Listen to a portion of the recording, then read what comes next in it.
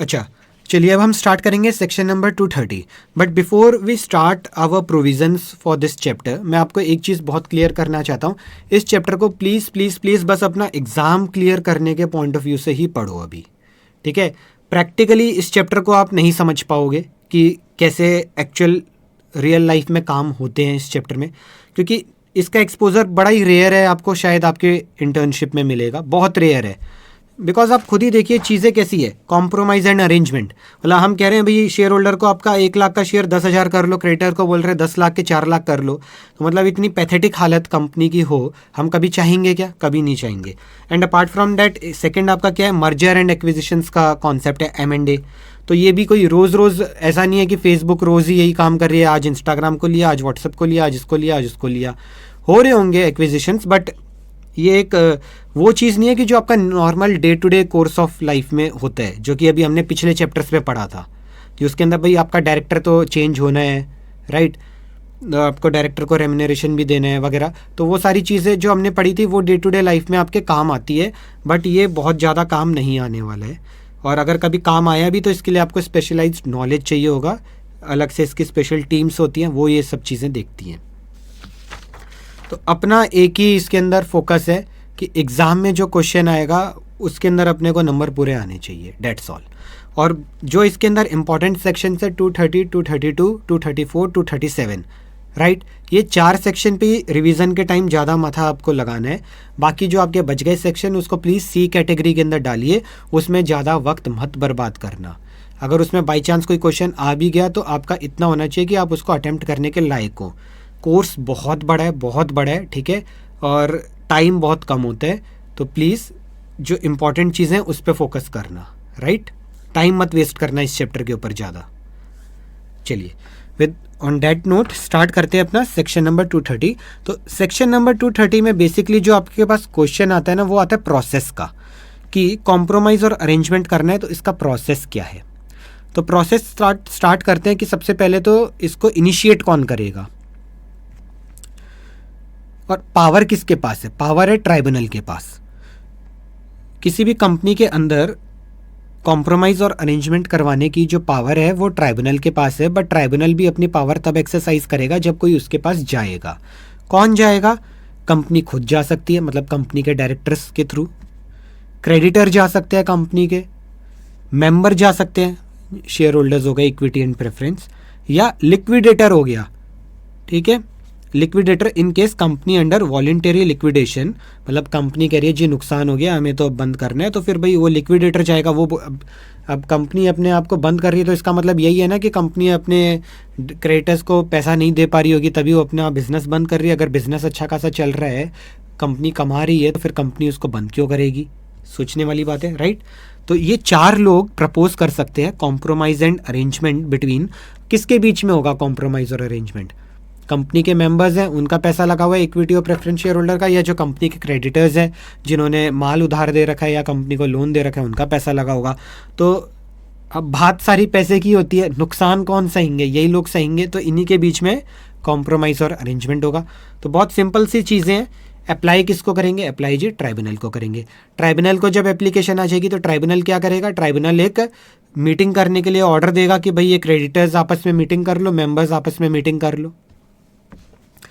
पढ़ो, कंपनी और creditor of company और मेंबर ऑफ कंपनी और liquidator in case of company under voluntary liquidation में propose compromise or arrangement between company and its creditor or any class of them, or company and its member or any class of them. After that they need to make an application proposing compromise and arrangement to tribunal. ठीक है, तो इनमें से कोई भी propose कर सकता है। कौन में से? कंपनी। इंपॉर्टेंट है, आपको इजी लग रहा होगा, बट इसमें से 2-2 नंबर के क्वेश्चन आ जाते हैं एग्जाम में, ठीक है। कंपनी, क्रेडिटर, मेंबर, लिक्विडेटर, 4 नाम ध्यान में रखना। यहाँ पे मैंने सेंट्रल गवर्नमेंट बोला है, नहीं बोला ना तो नहीं है। मैंने स्टेट गवर्नमेंट बोला है, नहीं बोला, नहीं है। मैंने ये बोला है ट्राई या कोई रेगुलेटर, नहीं बोला ना तो नहीं है। बस ये 4 लोग ही फिर इसका मतलब प्रपोज कर रहे हैं। बाकियों की बात है वो बाद में देखेंगे, कहीं और किसी सेक्शन में कुछ दिख जाए तो, बट अभी आपको इसलिए एग्ज़ाम में एकदम सतर्क रहना है इस चीज़ को लेके। ये 4 ही प्रपोज करेंगे। कॉम्प्रोमाइज़ अरेंजमेंट किन के बीच में होगा? Company and it's creditor, company and it member. किसको अप्लाई करोगे? ट्राइब्यूनल को अप्लाई करोगे। तो बेसिकली हमने यहाँ पे 3 चीज़ें पढ़ी है। पहली चीज़ पढ़ी है कि वो कैन प्रपोज,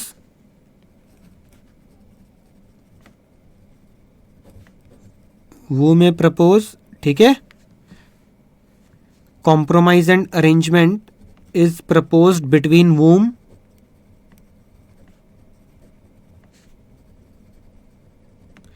ठीक है।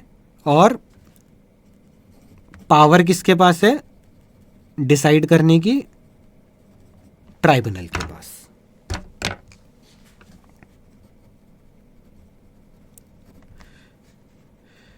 Power to decide is with tribunal. Compromise and arrangement is proposed between अपना क्रेडिटर, मेंबर, ठीक है। और कौन कौन प्रपोज कर सकता है भाई? 4 बंदे हैं, company, creditor, member, liquidator. Okay, पहला पैराग्राफ आपका डन है। अब आते हैं, जो हम एप्लीकेशन दे रहे हैं उस एप्लीकेशन के साथ हमें कुछ और डॉक्यूमेंट लगाने होते हैं जब हम ट्राइब्यूनल को देते हैं। ट्राइब्यूनल को बेसिक आप सिंपल एक चिट्ठी दे दोगे तो ट्राइब्यूनल को बताओगे तो सही कि क्यों दे रहे हैं, हमारे फाइनेंशियल्स बिगड़े हुए हैं, क्या बात है, क्या क्या हम इसके अंदर कॉम्प्रोमाइज़ कराना चाहते हैं, हम कितना रुपया देना चाहते हैं क्रेडिटर को, और अगर हम मेंबर्स का शेयर कैपिटल रिड्यूस कर रहे हैं तो कितना रिड्यूस करना चाहते हैं, और हमारे कंपनी के जो एसेट्स हैं उनकी क्या वैल्यूएशन है। तो ये सारी चीज़ें आप बताओगे ना ट्राइब्यूनल को, तभी तो ट्राइब्यूनल एक इन्फॉर्म डिसीजन ले पाएगा कि हाँ ये कंपनी में ऐसा नहीं है कि प्रमोटर कुछ चीटिंग कर रहे हैं कि सारा माल खा गए और अब दिखा रहे हैं दुनिया को कि हमारी कंपनी तो लुट चुकी है, बर्बाद हो गई है और हमारे पास कुछ भी नहीं है देने के लिए। तो इसके लिए हमें क्या क्या एप्लीकेशन के साथ चीज़ें लगा के देनी पड़ेगी? सबसे पहला आपका ऑल मटेरियल फैक्ट्स। जब मैं कह रहा हूँ ऑल मटेरियल फैक्ट्स तो उसके अंदर मैं मांग रहा हूँ आपसे फाइनेंशियल स्टेटमेंट, ऑडिटर रिपोर्ट, साथ में कि भाई कंपनी के ऊपर कोई केस वेस तो नहीं चल रहा, पता चले कोई, अभी हमने पीछे इन्वेस्टिगेशन पढ़ा था चैप्टर नंबर 4 में कि कंपनी ने कोई फ्रॉड कर रखा है, कोई झमेला कर रखा है और कंपनी अब बस अपने बोरिया बिस्तरा बंद करके भागना चाहती है। तो all material fact like company के फाइनेंशियल्स, कंपनी के auditor report and pendency of any investigation और प्रोसीडिंग अगेंस्ट कंपनी। तो ये पहली चीज़ हो गई। इसके बाद सेकंड, भाई अगर मैं कॉम्प्रोमाइज़ करवाना चाहता हूँ मेंबर्स के बीच में, मैं कहता हूँ कि मेंबर्स अपना शेयर कैपिटल कम कर दे, तो फिर रिडक्शन ऑफ शेयर कैपिटल उसकी स्कीम के बारे में इफ़ एनी वो, ठीक है। अगर मैं क्रेडिटर्स के बीच में पैसा कम करवाना चाहता हूँ तो उसको हम बोलेंगे कॉर्पोरेट डेट रीस्ट्रक्चरिंग, CDR। तो any scheme of corporate debt restructuring, ठीक है, consented to by not less than 75% of secure creditor in value. तो ये एक आपका ज़रूरी है भाई, अगर कोई भी आप क्रेडिटर्स का पैसा कम कराना चाहते हो तो उसमें जो सिक्योर्ड क्रेडिटर है, लेट से मैं 10 लाख का एग्जांपल ले रहा था, तो उसमें एटलीस्ट उतने क्रेडिटर जिनके पास 7.5 लाख तक का वैल्ययो है और सिक्योर्ड हो। अनसिक्योर्ड की मैं बात नहीं कर रहा, अनसिक्योर्ड है तो डैट मीन्स रिस्क पे है, सिक्योर्ड पे तो कोई रिस्क नहीं होना चाहिए। तो सिक्योर्ड क्रेडिटर एटलीस्ट 75% एग्री कर रहे हो उस स्कीम को जो मैं प्रपोज करना चाहता हूँ, जिसको मैं ट्राइब्यूनल से अप्रूव करवाना चाहता हूँ।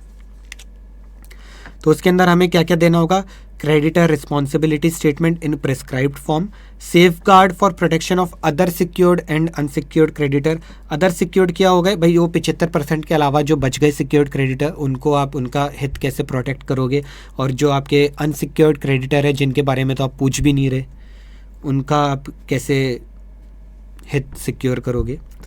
उसके बाद ऑडिटर रिपोर्ट, ऑडिटर की एक रिपोर्ट कि भैया हम इतना झमेला कर रहे हैं, हम क्रेडिटर का पैसा मार रहे हैं, इसके बाद आपकी कंपनी चलने लायक जिंदा रहेगी कि नहीं रहेगी, आपके कंपनी में इतने फंड्स रहेंगे कि नहीं रहेंगे, ठीक है। तो auditor report that fund requirement of company after CDR shall confirm to liquidity test based on estimates provided by the board, ठीक है। तो बोर्ड ऑफ डायरेक्टर बोलते हैं कि जी क्रेडिटर है 10 लाख रुपए देने थे, हम इनको अगर 10 ना दे के सिर्फ 4 लाख दे तो हमारा काम चल जाएगा, हमारे पास उसके बाद इनफ लिक्विडिटी अपने ऑपरेशंस को कंटिन्यू करने की और हम प्रॉफिटेबल भी होंगे।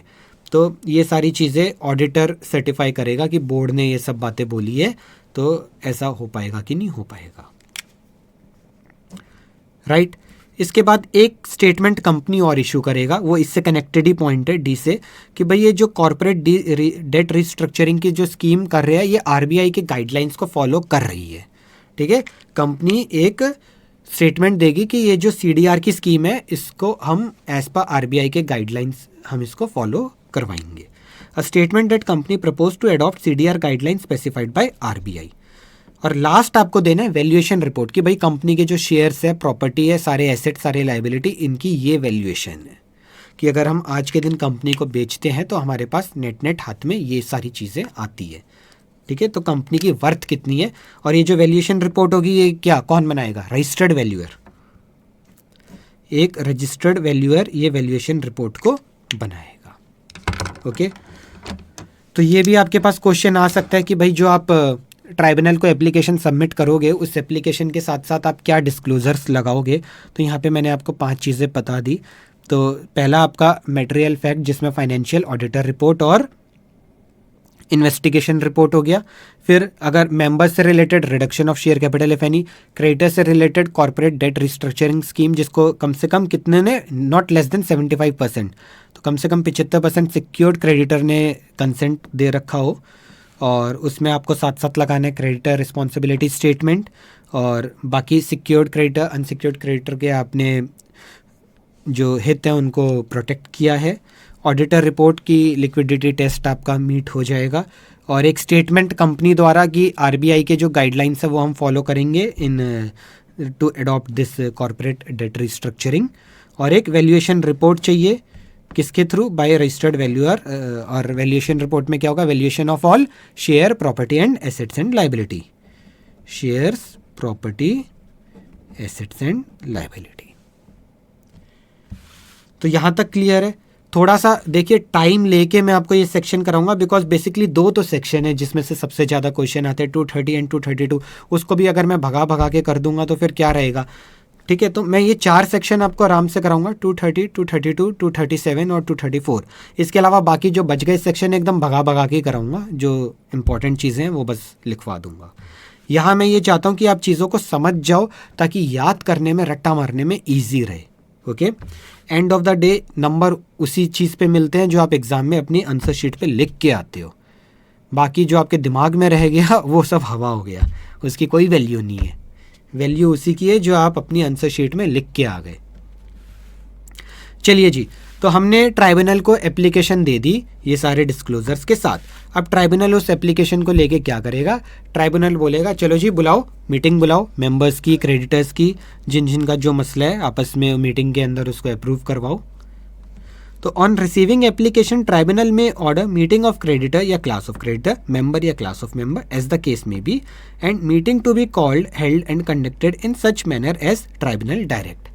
तो ये मीटिंग जो होगी पूरी ट्राइब्यूनल के सुपरविजन में, ट्राइब्यूनल एक एक चीज़ बताएगा, ऐसे ऐसे ऐसे इस दिन बुलाओ, यहाँ पे बुलाओ, ऐसे करो, सब कुछ ट्राइब्यूनल डायरेक्ट करेगा। अच्छा, इन केस अगर आपके जो क्रेडिटर्स है, ठीक है, क्रेडिटर की हम मीटिंग कर रहे हैं, यहाँ तो हम बात कर रहे थे 75% ऑफ सिक्योर्ड क्रेडिटर, अभी मैं बात कर रहा हूँ टोटल क्रेडिटर की। तो अगर आपके 90% और मोर ऑफ टोटल क्रेडिटर ऐसे ही एक एफिडेविट, एक फॉर्म भर दें, हाँ जी मेरे को मंजूर है, एग्री है, जो ये बोल रहे हैं बोर्ड ऑफ डायरेक्टर हम कर लेंगे। तो 90% ऑफ मोर क्रेडिटर्स का अगर हमको एफिडेविट मिल जाता है तो उनकी मीटिंग कराने की कोई ज़रूरत नहीं है, हमारा वो टाइम बच गया। Tribunal may dispense with calling of meeting of creditor और class of creditor where at least 90% of them agree and confirm to the scheme of compromise and arrangement by way of affidavit. तो important terms क्या है कि meeting creditor और class of creditor, ठीक है, at least 90% of them agree, ठीक है, कैसे? Bye way of affidavit. क्या ओरली अगर वो एग्री कर लें तो हम मान लेंगे? नहीं, हमें रिटर्न में चाहिए वो लिख दे कि भैया हम एग्री कर रहे हैं, इसके बाद कोई जिम्मेदारी हुई तो हमारी होगी, हम किसी को जाके कुछ कहेंगे नहीं कि हमारे साथ क्या गलत कर दिया। ठीक है, तो ये आ सकता है 2 नंबर के लिए MCQs के अंदर। चलो जी, तो अभी क्या हुआ? ट्राइब्यूनल ने बोला कि मीटिंग बुलाओ। तो मीटिंग बुलाने के लिए सबसे पहला बेसिक प्राइमरी स्टेप क्या है भाई? किसी की शादी होगी तो शादी के लिए क्या देना होगा? न्योता। इनविटेशन, नोटिस, ठीक है। तो आप जब नोटिस दोगे तब पता लगेगा ना कि जी ये मीटिंग होनी है। तो अब हम कवर करते हैं नोटिस का पार्ट। चलिए, तो नोटिस किस किस को दिया जाएगा देखते हैं। Section 230 subsection 3, notice of meeting conducted on order of tribunal shall be sent to all the creditors और क्लास ऑफ क्रेडिटर, मेंबर और class of member, debenture holder, sectoral regulators. Sectoral regulators हो गए आपके जैसे इनकम टैक्स वाले, RBI वाले, central government, ठीक है। अगर जैसे आपका टेलीकम्युनिकेशन है तो उसके अंदर ट्राई, इंश्योरेंस कंपनी है तो आईआरडीए, ठीक है, जो भी उस पर्टिकुलर सेक्टर को रेगुलेट कर रहे हैं। नोट यहाँ पे एक नीचे देखो, notice to sectoral regulator to make representation. इसमें कौन कौन है? Central government, income tax, RBI, SEBI, ROC, stock exchange, CCI, official liquidator, any other regulator likely to be affected. तो इन सबको भी नोटिस जाएगा। At address registered with company, ठीक है। नोटिस खाली एक चिट्ठी तो नहीं दोगे, बताओगे भी ना कि उसके अंदर क्या हम स्कीम प्रपोज कर रहे हैं, ताकि जो लोग मीटिंग के लिए आए थोड़ा सा इन्फॉर्म प्रिपेयर्ड होके आए। तो उनको हम क्या क्या बताएंगे भाई? वही जो चीज़ें हमने मोटा मोटा ट्राइब्यूनल को बताई थी वही चीज़ें हम इनको बताएंगे। एक तो हम बताएंगे details of compromise and arrangement, फिर एक हम बताएंगे कॉपी ऑफ वैल्यूएशन रिपोर्ट, वो जो अभी हमने पीछे पढ़ा था ना कि जो रजिस्टर्ड वैल्यूअर करेगा share property all asset and liability की, कि ये हमारी वैल्यूएशन है। उसके बाद दो चीज़ें आप बताओगे, effect of compromise and arrangement on creditor member, ठीक है, क्रेडिटर मेंबर, मेंबर कौन से? एक तो आपके प्रमोटर्स और एक नॉन प्रमोटर्स, डिबेंचर होल्डर की मैनेजरियल पर्सन। तो इन पे क्या इफेक्ट आएगा इस कॉम्प्रोमाइज एंड अरेंजमेंट का। और इसके अलावा कंपनी के जो डायरेक्टर्स है, डिबेंचर ट्रस्टी है, जो कि प्रॉफिट बना सकते हैं इस पर्टिकुलर मौके पे, ठीक है, जिन पे हमें ज़्यादा डाउट है कि कहीं यही तो बदमाश नहीं है, तो उन पे क्या इफेक्ट आएगा? Effect of compromise and arrangement on material interest of director of company और डिबेंचर ट्रस्टी, ठीक है। Other matter as prescribed under rule 6, वो आप पढ़ लेना गूगल पे, जितना इंपॉर्टेंट है उतना मैंने यहाँ लिखवा दिया, आप अभी इसी पे फोकस करो बस। अच्छा, अब ये नोटिस कैसे करोगे? एक तो इनके रजिस्टर्ड एड्रेस पे दोगे, इसके अलावा इस नोटिस को आप कंपनी की वेबसाइट पे भी डालोगे। इस नोटिस को अगर वो कंपनी स्टॉक एक्सचेंज पे लिस्टेड है तो उस स्टॉक एक्सचेंज की वेबसाइट पे भी डलवाओगे, साथ ही साथ न्यूज़पेपर में भी पब्लिश करोगे। तो notice to be issued by way of advertisement, तो एक तो website of company, listed company है तो सेबी को दे दो और स्टॉक एक्सचेंज को दे दो जिसके ऊपर उसकी सिक्योरिटीज़ लिस्टेड है for placing on their website, और साथ ही साथ न्यूज़पेपर में भी पब्लिश करवा दो एज़ पर रूल 7। तो वही सब लिखा होगा कि एक वर्नाकुलर, एक इंग्लिश न्यूज़पेपर वगैरह वगैरह।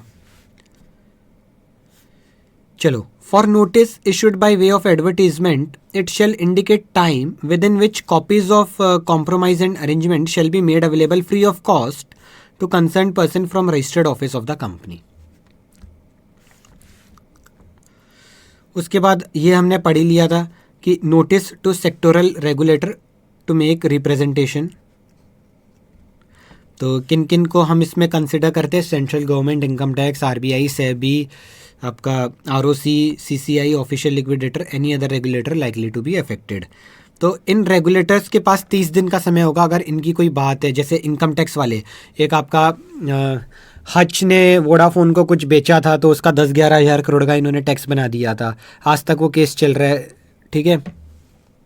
तो वो सब चीज़ें, तो अगर इनकम टैक्स वालों को लग रहा है कि भाई इसके अंदर कोई हमारे को नुकसान हो जाएगा, रेवेन्यू का नुकसान होगा, टैक्स वालों को नुकसान होगा, तो अपना जो भी उनकी बात होगी, अपना representation they will give in 30 days. तो regulator will make representation within 30 days of notice. Representation किसको दोगे जी? ट्राइब्यूनल को, जिसके आगे केस है। After that it shall be presume that they have no representation to make on proposal. तो 30 दिन नोटिस दे दिया, उसके 30 दिन बाद अगर इन्होंने कोई रिप्रेजेंटेशन नहीं दिया तो हम ये मानेंगे कि भैया इनको कोई ऑब्जेक्शन थी नहीं। बस, तो इतना सा था आपका नोटिस का पार्ट, इजी है। कुछ भी इसमें ऐसा सच डिफ़िकल्ट नहीं आएगा तो लिख देना। जब पूरा आपको प्रोसेस लिखने को आएगा तो ये सारी चीज़ें आपको लिखनी होगी। पहले टाइम में क्वेश्चंस आते थे, उसके अंदर आपसे पूछ लिया जाता था पूरा प्रोसेस बताओ। चलो अब हम कराते हैं voting. Section 230 subsection 4 voting and objection. Person to whom notice is sent may vote in meeting. अब वोटिंग आप कैसे करोगे? या तो खुद कर लो, जिसको भी नोटिस है, किसको आया, मेंबर को आया है या क्रेडिटर को आया है, या तो वो खुद वोट कर लेगा या कोई प्रॉक्सी अपॉइंट करेगा। तो प्रॉक्सी अपॉइंट करेगा तो उसके लिए एक प्रोसेस होता है कि भाई कंपनी को बताना पड़ेगा। और अगर पोस्टल बैलेट है तो पोस्टल बैलेट के थ्रू भी कर सकते हो, by postal ballot within 1 month from date of receipt of such notice. तो ये 3 तरीके से वोट कर सकते हो। और अगर आपको किसी अभी क्या है, ये जो कॉम्प्रोमाइज़ और अरेंजमेंट की स्कीम हम यहाँ पे प्रपोज कर रहे हैं, ये हम ट्राइब्यूनल को प्रपोज कर रहे हैं कि हमारे साहब ये प्रॉब्लम हो गई है, इसलिए हमको ये कॉम्प्रोमाइज़ अरेंजमेंट करवाना है। तो ट्राइब्यूनल मीटिंग अरेंज करवा रहे हैं, ठीक है। तो ये मेंबर और क्रेडिटर वो बोले कि भाई हम नहीं करेंगे, हमें हमारे पैसे पूरे चाहिए। तो यहाँ पे ये है कि भाई मेंबर और क्रेडिटर से कोई पूछ नहीं रहा, उन्हें बता रहे हैं कि ये कांड हो गया है और इसको हम ऐसे सॉल्व कर रहे हैं, और आपका इसके अंदर अपनी हाँ या ना बोलो। ऑब्जेक्शन करनी है तो नो बोल दो, कोई बात नहीं, लेकिन आप पूरे प्रोसेस पे ऑब्जेक्शन नहीं उठा सकते। और उठाना है तो कब उठाओगे? जब आप कम से कम 10% से ज़्यादा शेयर होल्डर्स हो। एनी ऑब्जेक्शन टू कॉम्प्रोमाइज़ और arrangement may be made by only person holding not less than 10% of share holding, या person having outstanding debt not less than 5% of total outstanding debt as per the latest audited financial statement. तो let say अगर वो जैसे हम बात कर रहे थे 1 लाख रुपए के टोटल शेयर्स हैं, तो उसमें किसी बंदे के पास या किसी ग्रुप के पास, ठीक है, पर्सन है ना तो ग्रुप भी हो सकता है, किसी ग्रुप के पास 10% से ज़्यादा के शेयर होल्डर्स हैं, ठीक है, तो वो पूरे प्रोसेस पे ऑब्जेक्शन उठा सकते हैं कि हम नहीं करवाना चाहते ये अभी। या जैसे डेट की बात करें, जब मैंने कहा था 10 लाख रुपीज़ की हम बात कर रहे थे, तो 10 लाख का 5% हो गया आपका मोटा मोटा 50,000, ठीक है। तो किसी के पास अगर 50,000 से ऊपर का डेट आउटस्टैंडिंग है तो वो और ऑब्जेक्शन उठा सकते हैं। इसके अलावा इंडिविजुअली छोटे मोटे जो हैं चिल्लड़ पार्टी की कोई हम नहीं सुनने वाले। हो गया। अब आते हैं इस पर्टिकुलर सेक्शन के सबसे इम्पॉर्टेंट सब सेक्शन पे, और इस पर्टिकुलर सब सेक्शन से कम 7-8 बार क्वेश्चन आए हुए हैं। 230 subsection 6 binding order of tribunal. थोड़ा ध्यान देना। If majority of person representing 3/4 in value of creditor, ठीक है, और मेंबर, ठीक है, वोटिंग इन पर्सन या थ्रू प्रॉक्सी या बाय पोस्टल बैलेट, ये भी हमने पढ़ ही लिया था, ठीक है, एग्री टू एनी कॉम्प्रोमाइज और arrangement, it is to be noted that person not voting shall not be counted. ये लाइन अलग है, ठीक है, इसको अलग से आप मेंशन करना। तो बेसिकली बात क्या है, मैं थोड़ा सा आपको पेपर पे समझाता हूँ। हम कह रहे हैं कि लेट से टोटल कंपनी के अंदर 10 लाख शेयर होल्डर्स हैं, और इनके पास टोटल जो शेयर्स हैं वो है 10 करोड़ के इन वैल्यू। वोटिंग होती है। अभी मैं ये एज्यूम करता हूँ इन सब ने वोट किया है, तो लेट से मेरे को वोटिंग में प्रपोजल को पास कराने के लिए कितनी मिनिमम रिक्वायरमेंट चाहिए? 3/4 इन वैल्यू, मतलब कम से कम 7.5 करोड़ के जो शेयर होल्डर्स हैं, मतलब ऐसे शेयर होल्डर्स जिनके पास कम से कम 7.5 करोड़ तक की वैल्यू के शेयर्स हैं, एक तो वो एग्री करें, ठीक है, प्लस मेजॉरिटी ऑफ पर्सन, तो ये कितने आपके 10 लाख शेयर होल्डर है ना, तो इसमें आपका एटलीस्ट 5 लाख एक, तब मेजॉरिटी हुई ना। तो इतने शेयर होल्डर एग्री करे। अगर मान लो कि ये 7.5 करोड़ शेयर होल्डर कोई 10 शेयर होल्डर्स के पास है, 7.5 करोड़ तक के शेयर्स कोई 10 शेयर होल्डर के पास है, वो एग्री कर गए, बाकी सब मना कर गए, तो क्या ये पास होगा? नहीं, तो पास नहीं होगा। ठीक है, तो नंबर्स में आपको मेजॉरिटी चाहिए और वैल्यू में आपको 3/4 की मेजॉरिटी चाहिए। समझ गए? If majority of person representing 3/4 in value, तो नंबर्स में भी मेजॉरिटी चाहिए और वैल्यू में 3/4 की मेजॉरिटी चाहिए, तब आपका ये हम इसको पास मानेंगे। ओके, जो स्कीम को हम वोट करवा रहे हैं। अच्छा, यहाँ पे अब मैंने क्या लिखा था? It is to be noted that person not voting will not be counted. तो सिंपल सी बात है, लेट से 10 लाख शेयर होल्डर है, इसके अंदर 7 लाख शेयर होल्डर वोट ही नहीं करते। उनके पास एक दो शेयर थे, छोटे मोटे शेयर थे, उनको पता ही नहीं कि क्या बवाल मचा हुआ है इस कंपनी में। वो कहते हैं मेनू की। बच गए हमारे पास 3 लाख शेयर होल्डर। तो अब वो 3 लाख शेयर होल्डर अगर सारे के सारे वोट भी कर दे तो मेरा वो मेजॉरिटी का नंबर तो माना नहीं जाएगा। इसलिए मैं कहता हूँ चलो भाई, जितने लोगों ने वोट किया या हाँ का या ना का, मैं उन्हीं को ही काउंट करूँगा। अब मेरे को इन 3 लाख में 1,50,000 एक शेयर होल्डर, इतने दे दो। और लेट से वो 3 लाख शेयर होल्डर है, आउट ऑफ 10 करोड़ उनकी वैल्यू थी सिर्फ 4 करोड़। तो 4 करोड़ में एटलीस्ट मेरे को 3 करोड़ की हाँ चाहिए। समझ गए? तो भी ये प्रपोजल मान लिया जाएगा। अब आप एक चीज़ सोचो, total share holders in value थे 10 करोड़, अब उसमें एग्री कर रहे हैं सिर्फ 3 करोड़, मतलब ऑलमोस्ट 30%, जबकि जितने लोग वोट कर रहे हैं उसमें मेरे को चाहिए 3/4, मतलब ऑलमोस्ट आपका 75%। तो बात है ना थोड़ी गजब की, लेकिन ये ऐसे ही है। ठीक है, तो अगर इसके अंदर जो मेन पंच है ना, वो यही है कि हम उतने ही लोगों की वोटिंग मानते हैं जितनों ने वोटिंग करी।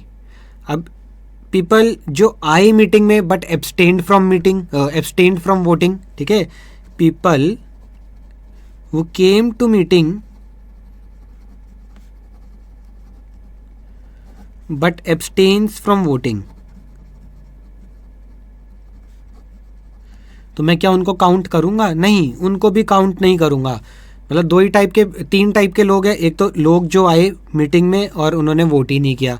दूसरे टाइप के क्या लोग हो गए? जो मीटिंग में आए ही नहीं। और तीसरे टाइप के ऐसे लोग हो गए जो मीटिंग में आए भी और जिन्होंने वोट भी किया। तो मुझे तो बस ये तीसरे टाइप के जो लोग हैं इनसे मतलब है। इसमें जो नंबर ऑफ पीपल है वो मेजॉरिटी मेरे साथ होनी चाहिए और वैल्यू में 3/4 मेरे साथ होना चाहिए। क्लियर है? एकदम क्रिस्टल क्लियर, सॉर्टेड। मैं इसलिए बता रहा हूँ क्योंकि बहुत इंपॉर्टेंट है। इससे अभी लास्ट में 19 में भी क्वेश्चन आए। क्वेश्चन दिखाता हूँ आपको, साथ साथ क्वेश्चन कर लेंगे ना तो चीज़ें और अच्छी स्ट्रांग आपके दिमाग में बैठ जाएंगी। पढ़ो question number 1। A meeting of member of ABC limited was convened as per the order of the court to consider a scheme of compromise and arrangement. ठीक है, notice of the meeting was send to 1000 member holding in aggregate 5 lakh equity share. तो total member कितने? 1000 और total value कितनी है? 5 lakh. The meeting was attended by 800 member holding 3,50,000 share. तो मतलब आपके जो बचे हुए 200 मेंबर हैं और बचे हुए 1.5 लाख इक्विटी शेयर है उसको आप भूल जाओ। अब 450 member holding 2,40,000 share voted in favour, 200 member holding 60,000 shares voted against the scheme, the remaining 150 member abstained from voting.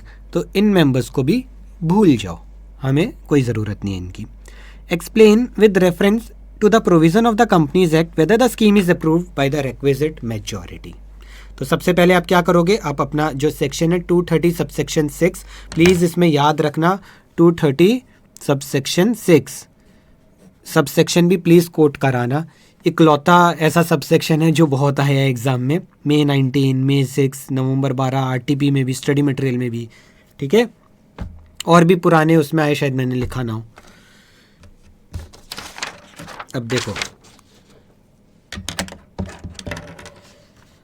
तो कितनों ने यस में वोट किया? 450 मेंबर, 2,40,000 इन्होंने यस बोला। 200 मेंबर होल्डिंग 60,000 शेयर इन्होंने नो बोला। ठीक है, टोटल कर लो 3 लाख और 650। तो इसमें चाहिए मेरे को मेजॉरिटी और इसमें मेरे को चाहिए 3/4 इन वैल्यू। ओके, तो मेजॉरिटी क्या हो रहा, इसका हाफ कर देंगे तो 325, तो मतलब 326 मेरा मेजॉरिटी का नंबर है। और 3/4 in value 3 lakh divide by 4 से हमने किया तो 75,000 इंटू 3 किया तो 2,25,000। तो यस बोलने वाले कितने थे, 450 एंड 2,40,000। तो क्या ये अप्रूव होगा, यस अप्रूव्ड, राइट। अब एग्जाम में कैसे ऐसे नहीं गंदे तरीके से प्रेजेंट करने, तो आपके दिमाग में आ जाए कि करेक्ट आंसर क्या है। एग्जाम में कैसे प्रेजेंट किया वो अभी मैं एक बार आपको दिखाता हूं।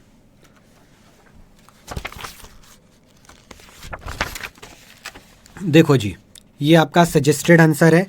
जो अपनी प्रेजेंटेशन रहेगी पूरी कोशिश किया करो कि सजेस्टेड के लाइंस पे करो। बाकी दुनिया जहाँ में कोई आदमी कुछ भी बोल जाए सब बेकार है, मेन यही चीज़ है। बिकॉज क्या है कि एक अलग लेक्चर में आपको समझाऊंगा ये सारी चीज़ें, यहाँ पे बोलूँगा तो हम अपने टॉपिक से डेविएट कर जाएंगे, ठीक है। As per section 230 subsection 6 of companies act where majority of person at a meeting, ठीक है, majority of person at a meeting held representing 3/4 in value, ठीक है, वोटिंग इन पर्सन और by proxy by postal ballot agree to any compromise और arrangement, ठीक है, and if such compromise और arrangement is sanctioned by tribunal by an order, ठीक है, तो फिर आपका वो मान लिया जाता है। तो यही चीज़ मैंने यहाँ पे आपको नोट्स में लिखवा रखी है। इफ में यहाँ तक है, ठीक है, आप यहाँ तक ये पॉइंट पूरा एज इट इज़ लिखाना।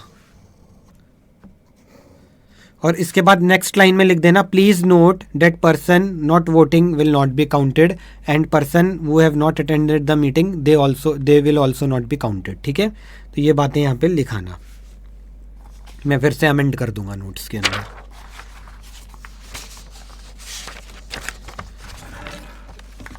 चलो, इन्होंने यहाँ पे कुछ बातें बोली है कि इन्होंने मेजॉरिटी समझाया है और 3/4 समझाया है। ये आप नहीं भी समझाओगे तो ऐसा कोई इतनी दिक्कत नहीं है। अब ये आंसर कैसे प्रेजेंट किया इन्होंने, in this case out of 1000 member 800 member attended the meeting and 450 member voted in favour, ठीक है, thus the requirement related to majority in number that is more than 325 is satisfied. Further, as per the fact, total 650 member participated in the meeting holding 3 lakh shares. According to the provision, 3/4 of which work out to be 2,25,000, while 450 member who voted for the scheme held 2,40,000 share. Hence, the requirement as to the holding of 3/4 value as a majority is also met. Therefore, the scheme is approved by the requisite majority. ये इन्होंने बिना थोड़ा सा गंदे तरीके से ही answer लिख रखे है। चलो आप अपने तरीके से कर लो, लेकिन थोड़ा सा फॉर्मेट ठीक रखना। आप मोटा मोटा ये चीज़ तो समझ गए ना। मेन चीज़ें क्या थी कि ये मोर देन 325, मैंने यहाँ 326 लिख दिया। ये 2,25,000 होना चाहिए, ये मैंने यहाँ पे लिख दिया। मेरे कितने हैं, मेरे 450 हैं, ठीक है, और मेरे ये 2,40,000 है। ये नंबर्स मैंने मेंशन कर दिए। ये चीज़ें इंपॉर्टेंट है, बस इसको थोड़ा सा प्रोफेशनल तरीके से इंग्लिश में लिखाना, इतना ही है। और इस पर्टिकुलर उससे बहुत क्वेश्चंस आते हैं। अब आपको कान मोड़ के, तोड़ मोड़ के, जैसे मर्जी दुनिया जहाँ का कोई भी क्वेश्चन आ जाए इस पर्टिकुलर प्रोविज़न से, आई एम डेड श्योर कि आपका 4 आउट ऑफ 4 आना चाहिए, एक नंबर भी नहीं कटना चाहिए। मतलब जैकपॉट है अगर ये क्वेश्चन आता है तो। चलो जी,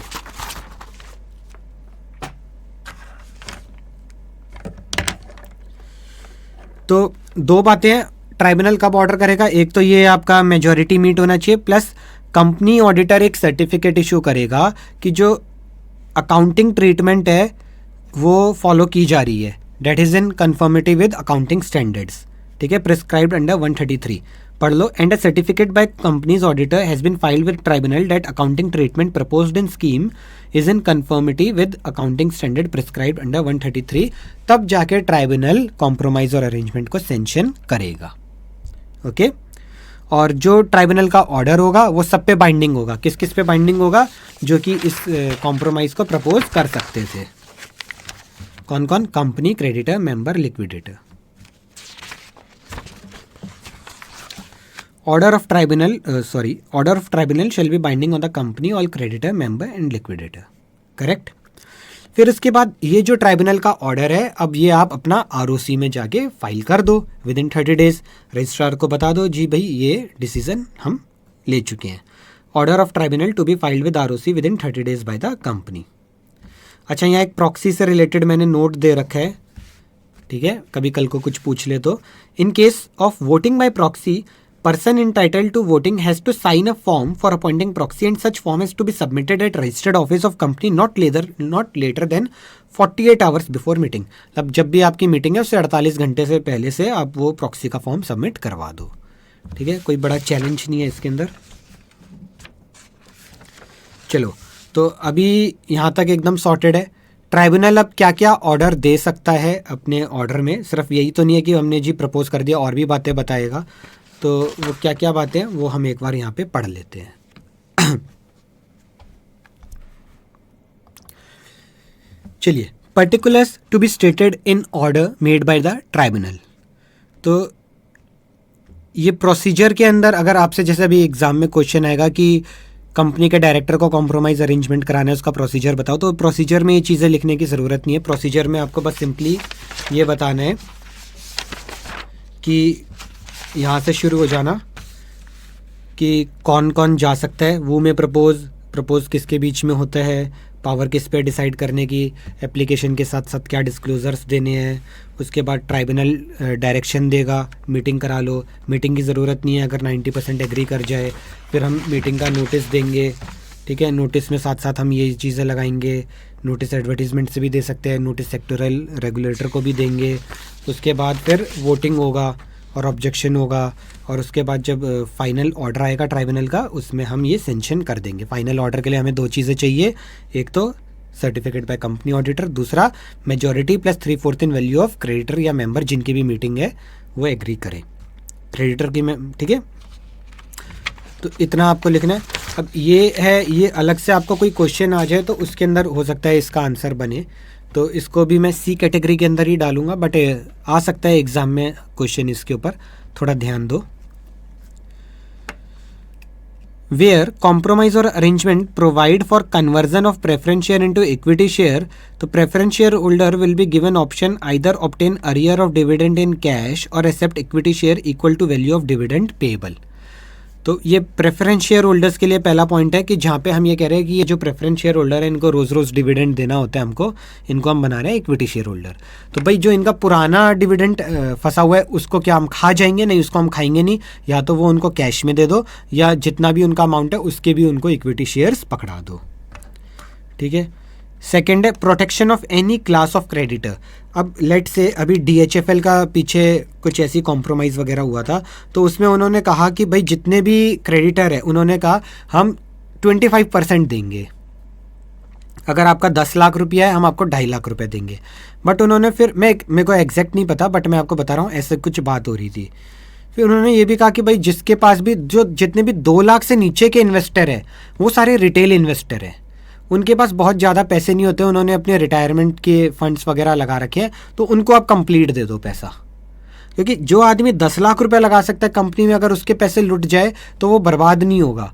लेकिन जिस बंदे ने टोटल पैसे ही 10,000, 20,000, 50,000 लगा रखे हैं, तो बहुत अच्छे चांसेस हैं कि उसकी शायद उतनी ही सेविंग हो, तो उसको आप पूरे पैसे दे दो, और जो बाकी मोटे इन्वेस्टर्स थे उनके पैसे काट दो। तो इस तरीके से प्रोटेक्शन दी जा सकती है to any class of creditor. तो ये ट्राइब्यूनल की कॉल है, इसमें अपने लोग कुछ नहीं कर सकते। इफ कॉम्प्रोमाइज और arrangement result in variation of share holder right, it shall be given effect to under provisions of section 48। ठीक है, बस ये पढ़ने के लिए पढ़ लो। If compromise or arrangement agreed by creditor under 230 subsection 6 तो proceeding pending before BIFR established under ये शेल अबेट। तो अगर इस पर्टिकुलर सेक्शन में क्रेडिटर मान जाते हैं कि भाई 10 लाख के हम 4 लाख ले रहे हैं, हमें कोई दिक्कत नहीं है, तो उन्होंने अगर कोई कंपनी के खिलाफ प्रोसीडिंग उसमें डाल रखी हो कि भाई जहाँ पे कंपनी को हम वो कर रहे हैं, नीलाम करवा रहे हैं, तो वो सारी प्रोसीडिंग्स उनकी ख़त्म हो जाएगी। Such other matter necessary to effectively implement the terms of compromise and arrangement like exit offer to dissenting share holder.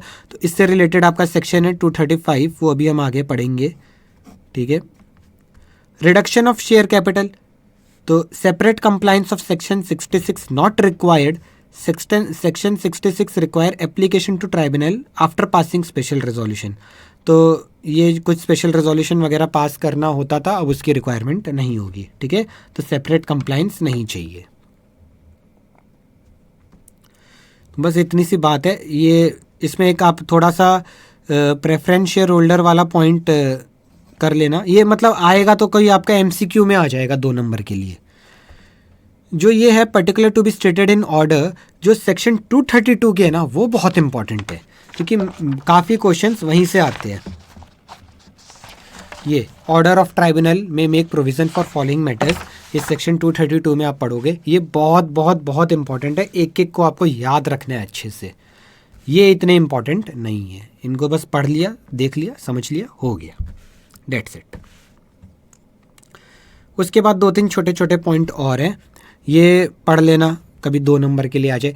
Buyback से रिलेटेड अगर कुछ प्रोविज़न है तो उसमें आपको बायबैक का जो सेक्शन है वो कंसिडर करना पड़ेगा। कॉम्प्रोमाइज और arrangement in respect of buyback of security shall not be sanctioned by tribunal unless such buyback is in accordance with section 68। तो सेक्शन 68 को एक बार आपको गो थ्रू करना पड़ेगा। 230 subsection 11 any compromise arrangement may include takeover offer made in such manner as prescribed. In case of listed company, takeover offer shall be as per regulation made by SEBI. चलो जो भी है। 230 subsection 12 an aggrieved party may apply to tribunal in case of grievance related to takeover of company other than listed company is in such manner as may be prescribed and tribunal will pass such order as it may deem fit. तो take over के आप offer दे सकते हो और उस offer से अगर कोई एग्रीव्ड पार्टी है तो ही कैन अप्रोच ट्राइब्यूनल, ठीक है। ये तो दोनों पॉइंट आपके टेक ओवर से रिलेटेड हो गए कुछ। ये आपका बायबैक से रिलेटेड हो गया, ये आपका ऑर्डर ऑफ ट्राइब्यूनल, जो ट्राइब्यूनल अपने ऑर्डर में और क्या क्या चीज़ के लिए प्रोविज़न बना सकते हैं। डन। अब एक क्वेश्चन देख लेते हैं, वैसे तो अभी जस्ट जो मैंने आपको बताया ही था। Question number 2, the share holder and creditor of superfine limited in a meeting convened for approval of A scheme of reconstruction of the company passed resolution. एक शेयर होल्डर और क्रेडिटर की मीटिंग हुई है कोई कंपनी की reconstruction कराने की, उसके लिए, तो उसमें ये 2 वो पास कर रहे हैं। क्या है? पहला, sale of plant and machinery and apportion and appropriation of proceed for payment of outstanding wages, tax होगा ये, due and repayment of loan. Unsecured creditor to forgo 60% of their claim against the company and receive debenture for the balance amount. A few shareholder and creditor raise objection against the said arrangement. ठीक है। Advise the director about the step to be taken to give effect to the proposed scheme under the Companies Act 2013. तो steps अभी हमने just इससे पहले discuss किया ही था थोड़ा, तो आप यहाँ तक लिखाना सब 230 सबसेक्शन 6 तक, स्टार्ट से लेके एंड तक। तो ये सारे स्टेप्स हैं आपके। तो ये आपका क्वेश्चन आया हुआ है May 17 में, then May 3, November 14। Simple question भी पूछ रखा है, what procedure must a company adopt to give effect to a compromise when the such company is going concern. तो यही आपको प्रोसीजर लिख के आना है कॉम्प्रोमाइज़ का, ठीक है। तो इस तरीके से आपके पास एग्जाम में क्वेश्चन आ सकते हैं। बस मैं ये प्रे करता हूँ कि आपको ये टाइप का क्वेश्चन है, न्यूमेरिकल सॉर्ट ऑफ, ताकि आपकी चीज़ें एकदम इसमें सॉर्टेड है। आपको पता है कि भाई ये लिख लेना चाहे तो किस किस को हम काउंट नहीं करते, जो बंदे मीटिंग में नहीं आए उनको हम काउंट नहीं करते, जो बंदे मीटिंग में आए बट वोट नहीं किए उनको हम काउंट नहीं करते, तो जो बंदे बस वोट किए चाहे हाँ में या ना में हम उनको काउंट करते हैं, और उससे हम देखते हैं कि हमारे को नंबर्स में मेजॉरिटी और वैल्यू में 3/4 मिलता है कि नहीं। ठीक है, इससे रिलेटेड इसका प्रेजेंटेशन में एक बार मैंने निकाला था, बट एक्चुअली ये स्टडी मटेरियल में ना कंपनीज एक्ट 1956 के अकॉर्डिंगली इन्होंने आंसर दे रखा है। अब इसको मैं क्या पढ़ाऊँगा आपको, ये देखो ये क्वेश्चन आया हुआ था।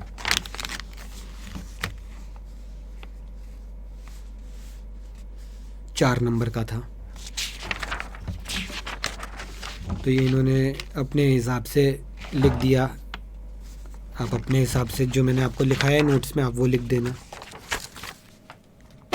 ओके, तो यही 2 क्वेश्चंस थे जो अभी तक आए हुए हैं, बाकी क्वेश्चन वैसे ही मिलते जुलते थे सब।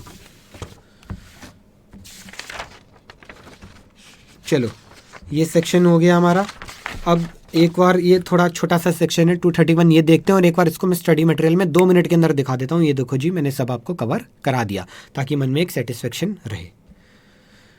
Topic number 3, power of tribunal to enforce compromise या अरेंजमेंट। तो सेक्शन 231 क्या कहता है कि भाई ये जो कॉम्प्रोमाइज़ और अरेंजमेंट को इन्फोर्स कराने की पावर है किसके पास है? ट्राइब्यूनल के पास है। तो जब ट्राइब्यूनल ये पावर एक्सरसाइज करेगा तो वो कुछ भी मॉडिफिकेशन कर सकता है। लेट से कॉम्प्रोमाइज़ और अरेंजमेंट कौन लेके जाता है? कंपनी के डायरेक्टर या मेंबर या कंपनी लिक्विडेटर, ये लोग पहले ट्राइब्यूनल को प्रेजेंट करते हैं। ट्राइब्यूनल सबकी बात सुनता है, फिर ट्राइब्यूनल बोलता है नहीं नहीं ये चीज़ें मेरे को ठीक नहीं लग रही, इसको आप ऐसे मॉडिफाई करो, इसको हम ऐसे चेंज करेंगे। तो क्या वो मॉडिफिकेशन कराने की पावर है क्या ट्राइब्यूनल के पास? यस, वो पावर है, और वो पावर मिलती है सेक्शन 231 से। ठीक है, इसके अलावा ट्राइब्यूनल को अगर लगता है कि ये सब बेकार है, ये खाली हमारी आंखों में धूल झोंक रहे हैं और ये इतना करने के बाद भी हमारा वक्त बर्बाद करेंगे, फिर इनकी कंपनी डूबनी ही है, तो ट्राइब्यूनल बोलेगा इसका वाइंड अप करो, कोई कॉम्प्रोमाइज़ कोई अरेंजमेंट कुछ नहीं होगा, कंपनी बंद करो, वाइंड अप करो। तो वो भी पावर ट्राइब्यूनल के पास है। तो ये सेक्शन आपको याद रखना है 231, जिसके अंदर ये पावर दे रखी है। अब पढ़ लेते हैं। Power to supervise implementation of compromise and arrangement for this purpose tribunal can give such direction in regard to any matter. ठीक है, tribunal can give direction in regard to any matter और tribunal can make modification in compromise and arrangement. तो at time of making order for CA और at any time thereafter. तो ये कब modify करेंगे या कब डायरेक्शन देंगे? जब ये यहाँ पे ऑर्डर दे रहे हैं तब भी दे सकते हैं या और कभी भी दे सकते हैं। इच्छा है ट्राइब्यूनल की, हम उसको बांध नहीं रहे। Power to order winding up. अब अगर ट्राइब्यूनल को लगता है कि ये कॉम्प्रोमाइज़ और अरेंजमेंट ये इम्प्लीमेंट किया ही नहीं जा सकता विद या विदाउट मॉडिफिकेशन, और या कंपनी इज़ अनेबल टू पे इट्स डेट, मतलब ये कह रहे हैं कि हम 10 लाख का 4 लाख देंगे बट इनके पास वो 4 लाख भी देने के लिए नहीं है, तो फिर tribunal has power to order winding up और such order shall be deemed to be order made under section 273। ये भी हम आगे के चैप्टर्स में पढ़ेंगे। तो ये सिंपल सा आपका छोटा सा प्रोविज़न है पावर ऑफ ट्राइब्यूनल। प्लीज़ याद रखना, एग्ज़ाम में अभी इससे रिलेटेड कोई क्वेश्चन आया नहीं, बट आ सकता है। मुझको अच्छा लगा ये प्रोविज़न। ठीक है, छोटा सा स्वीट सिंपल शॉर्ट। अब एक बार हम देखते हैं स्टडी मटेरियल।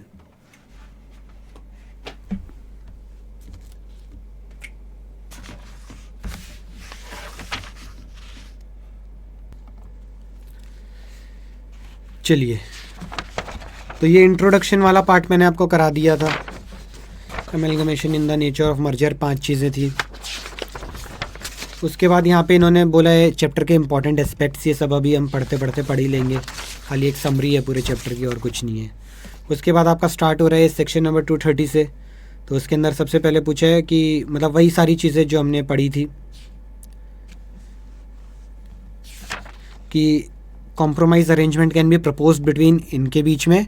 ठीक है, ट्राइब्यूनल को एप्लीकेशन देंगे, कौन देंगे? देखो यहाँ पे स्टडी मटेरियल में कितना बड़ा बड़ा आपको मेंशन किया है। Company, creditor, member of company, liquidator. Member में आ गए आपके equity share holder, preference share holder. इनके अलावा कोई 5वां आदमी नहीं है। एमसीक्यू में अगर कंफ्यूज करने के लिए आए तो प्लीज़ कंफ्यूज मत होना। ठीक है, फिर ये आ गया आपका डिस्क्लोजर्स बाय एप्लीकेंट, ये सारी चीज़ें हमने पढ़ ली थी। फिर नोटिस ऑफ मीटिंग, ये हमने पढ़ लिया था कि इतने लोगों को हम नोटिस देते हैं। नोटिस के एनेक्चर में ये सब होते हैं। एडवर्टीजमेंट के बारे में हमने पढ़ लिया था, नोटिस टू सेक्टरल रेगुलेटर, ये सब भी हमने नोट्स में पढ़ लिया। ठीक है, उसके बाद हो गया आपका tribunal may dispense with calling a meeting of creditor, वो 90% से ज़्यादा बाय वे ऑफ एफिडेविट अगर मान रहे हो तो। उसके बाद है आपका वोट टू एडॉप्शन, ये मैंने बता दिया था कि भाई आपका अगर शेयर होल्डर्स है 10% से ज़्यादा की शेयर होल्डिंग है तो वो ऑब्जेक्शन कर सकते हैं, ऑब्जेक्शन टू द कॉम्प्रोमाइज़ या अरेंजमेंट। ठीक है, कि क्यों वोटिंग करा रहे हो, क्यों सब कर रहे हो। या अगर क्रेडिटर्स है तो जिनके पास 5% से ज़्यादा का डेट है वो ऑब्जेक्शन रेज कर सकते हैं। बाइंडिंग ऑर्डर ऑफ ट्राइब्यूनल, ये मैंने आपको बताया था, बहुत इंपॉर्टेंट है, ये हो गया। उसके बाद था आपका particular to be stated in order, ये हमने कर लिया। फिर नीचे छोटी छोटी बातें थी कि जो रजिस्ट्रार को 30 डेज़ के अंदर आपको ऑर्डर फाइल करना है।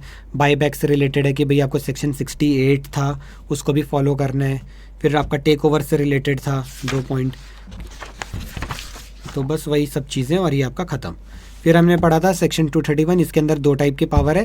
पहली पावर थी कि कॉम्प्रोमाइज़ और अरेंजमेंट को ट्राइब्यूनल इन्फोर्स करवा सकता है।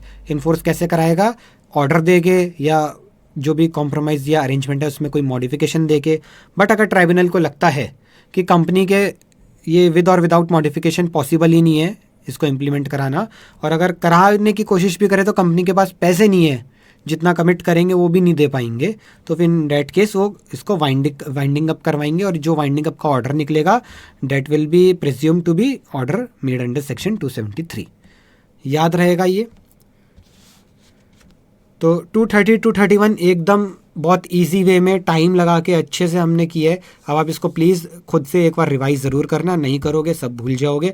सब भूल गए तो अभी ये जो 1 घंटा आपने लगाया है ये पानी हो गया, वापस देखने की क्षमता होती नहीं है हमें। ठीक है, one of the important section है कंपनी लॉ में अपना 230 और 232। अब जो अभी मैं 232 आपको अगली वीडियो के अंदर पढ़ाऊंगा तो उसके अंदर मैं आपको दिखाऊंगा कि आधे से ज़्यादा सेक्शन तो आपके 230 के कॉपी है, मतलब 230 के बेस के ऊपर 232 बना हुआ है। तो बेसिकली 232 के अंदर जो मेजर पढ़ने वाली चीज़ें हैं वो ये है कि जो ट्राइब्यूनल अपने ऑर्डर के अंदर साथ साथ लिख सकता है, ऑर्डर ऑफ ट्राइब्यूनल में make provision for following matters, ये इंपॉर्टेंट है 232 के अंदर। बाकी सब आपका 230 के ऊपर ही बेस बना हुआ है। ठीक है, चलिए थैंक यू वेरी मच, और अब मिलते हैं अगली वीडियो के अंदर।